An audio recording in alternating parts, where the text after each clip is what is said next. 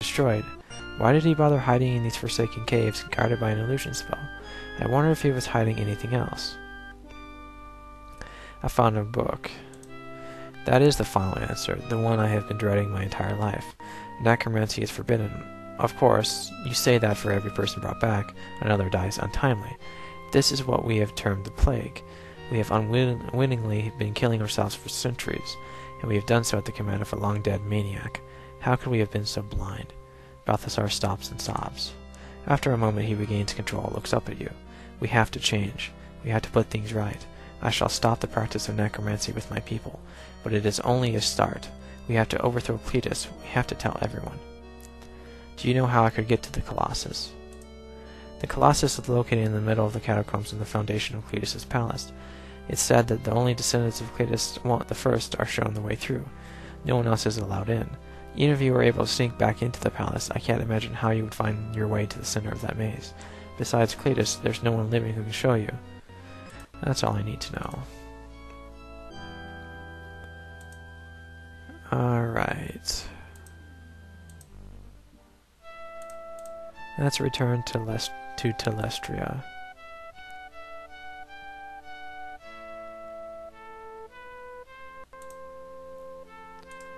We're going to save again because that was a god-awful amount of text. But it definitely shed a lot of light on the whole situation here on Abarrach. Abarrach, whatever you want to call it.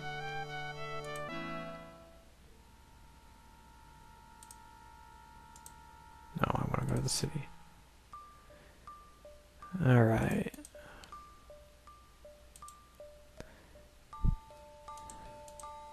Unlike the rest of the cast iron statue, the wedge-shaped headpiece is made of a different material. It looks as if it was carved from a black rock and set inside the metal tongs of the scepter. On the flat end is a single graven line. I think that's what we need.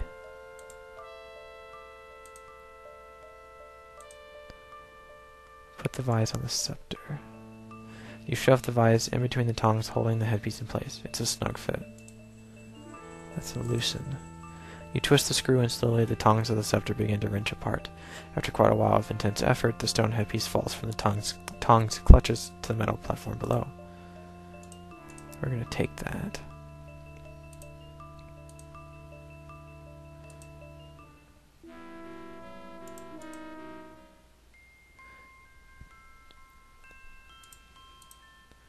The dead nanny ignores you, her decayed brain totally engrossed in the task of reading aloud from the children's book. Alright, I'm going to take that book. The dead granny ignores you and continues to read, so you decide to remove the book yourself. You slide the book out of the dead nanny's wrinkled hands. She doesn't resist, but no sooner is the book gone than she stops speaking. Her eyes go blank, and she sits motionless. Now, if I wouldn't have been able to figure this out before, I don't know how you were supposed to figure this out. The nanny stares at the ground, motionless, purposeless. Would you accompany me? I know where your book is. You know where my book is? Please take me to it. I must read to the children. They can't go to sleep without their rhymes. They need me, you see. Alright. He can't come with us. Let's read the book. Little ones. The day. Get that snake. That's going to be crucial. Alright. Let's give it back to the granny. You give the book to the dead nanny. The idea of following you follows out of her decayed brain as she starts reading the open page aloud. In hollow tones, she recites the nursery rhyme, "Get that snake." Well, we happen to know that he's an idiot. Would you accompany me? He shuffles over and looks at you expectantly. The dead worker follows you into the room and hears the nanny reading, "Get that snake." An idea slowly forms when he sees the snake coiled in the middle of the cave. He shuffles over and grabs it. If a snake could look surprised, you'd swear it was stunned by that hulking corpse. It whips around and strikes him, but the worker doesn't seem to notice. Alright, with the snake out of the way, let's have a look at this. You walk toward the far wall of the cave. The snake writhes and spits as it tries to escape the dead worker's grasp, but its efforts are futile.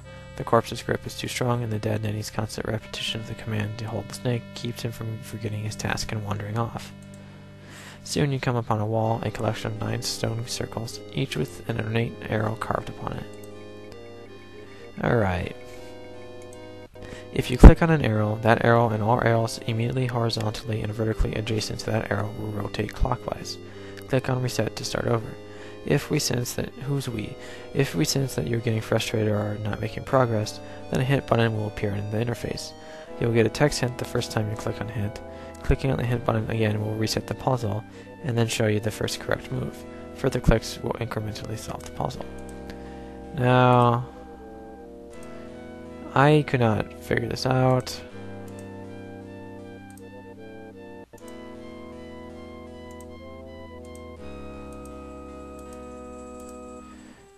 And it's annoying.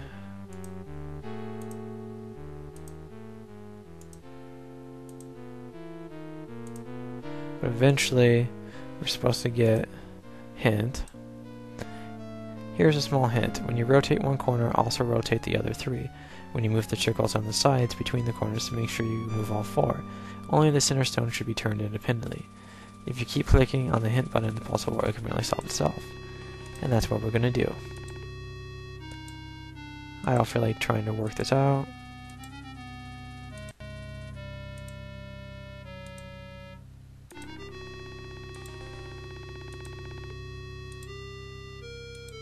There we go. The stone symbols click into place and the wall slides away. Beyond you see a dark tunnel. You steel yourself and walk in. These caves are ancient, carved long ago by the dwarves that lived here. Tunnels run off in all directions. Dwarf studies you with his one rheumy eye, sees the vague form of the black robe, and then smiles, an unsettling sight. My lord Kleitus, I knew you would return. I have been faithful as you asked. I spoke to no one about you. I have waited for you to take me back to the Colossus so that we can complete what we started. Take me with you, my lord. Please take me with you. Of course. Come with me. Yes, my lord, of course, my lord. Joints unused for centuries creak and pop as he slowly rises. It's rather disgusting to see how much of his body is left on the cave floor. Surprisingly, he succeeds and walks unsteadily towards you. Let us go. I am ready. Alright.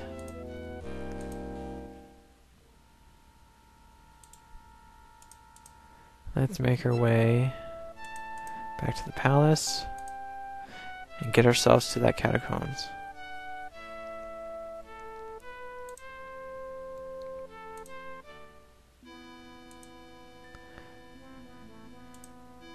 The sergeant prince stepped out from the shadows of the dungeon.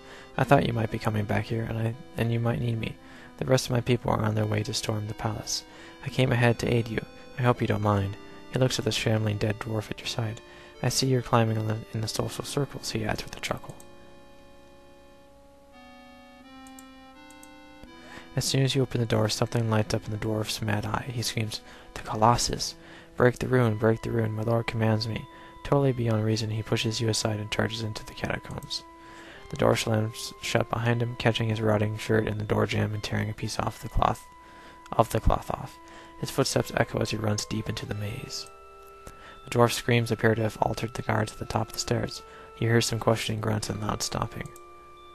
Alright, we're going to take the cloth and go in. You hear guards bunching outside of the entrance to the catacombs. We've got the stinking rebel trapped now. Only Kleitus knows the way through the catacombs. He'll be here in a second to track that lowlife down and kill him. You hear me, rebel? You're going to die. You heave the door open and wander into the dark tunnels beyond. You're in a dimly lit chamber with an ancient catacomb. Well, the dog should know how to find him. You hold the cloth in front of the dog. He sniffs at it, then lowers his keen nose to the ground. His ears perk up, and he points to the north. North. You're in a dimly lit chamber with an ancient catacombs. The dog sniffs a bit, and then points to the north. You hear a commotion towards the beginning of the catacombs. Kleitus is yelling at the guards to stay back and watch the entrance while he enters to take care of the problem. You assume that means you. Okay, dog sniffs. North. West. South. West. North. The footsteps get closer from the sound of it. There's only one pursuer, but he's running. He knows these catacombs well, and he's gaining fast. North, north, west, north, north, north. A huge stone spire rises from a pool of lava. Its surface is covered with the ancient mystical ruins of the Sartan. The footsteps continue to pound behind you. Very close now. Well, we happen to have the Unravel Illusion spell.